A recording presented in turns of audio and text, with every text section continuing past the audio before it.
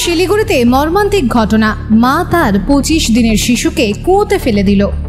শিলিগুড়িতে এক মর্মান্তিক এবং হৃদয় বিদারক ঘটনার সামনে এসেছে, যা শুনে সকলেই হতবাক এবং বিচলিত। যেখানে একজন মা তার সন্তানের নিরাপত্তার জন্য জীবন বাজি রাখে, সেখানে এই ঘটনার বিপরীতে একজন মা তার 25 দিনের শিশুকে কুয়োতে ফেলে দিয়েছে। শিলিগুড়ির 38 নম্বর ওয়ার্ডের সুকান্ত নগরে এই ঘটনাটি ঘটার পর এলাকায় চাঞ্চল্য ছড়িয়ে পড়েছে।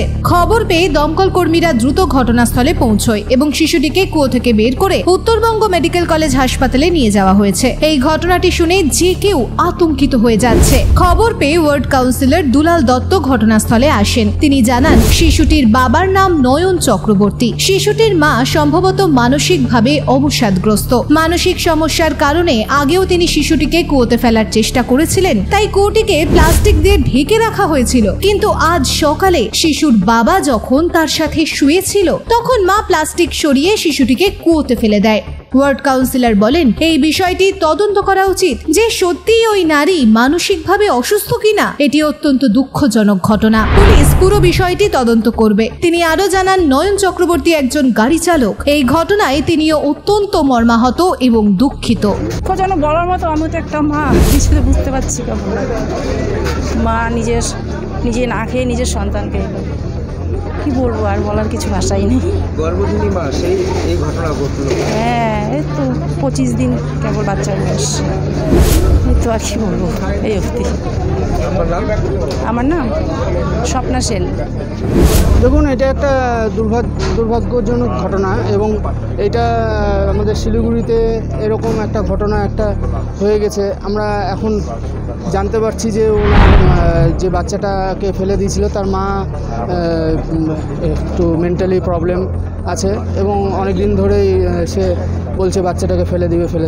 আজকে সকালে সে সত্যিকারেই সেটা কুয়োতে ফেলে দিয়েছে। বাচ্চাটাকে রিকভারি করা হয়েছে এবং মানে এটা খুবই দুর্ভাগ্যজনক একটা ব্যাপার।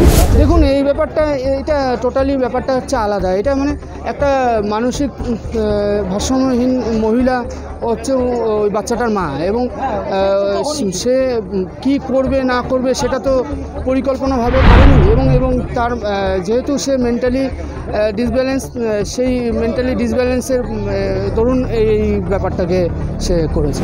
25 দিনের বাচ্চা কুয়ায় পড়েছে, মেসেজ গেছে। আমরা সাথে সাথে যত তাড়াতাড়ি সম্ভব হয়ে এসে দেখি প্রচুর 25 থেকে 30 ফিট জল ছিল।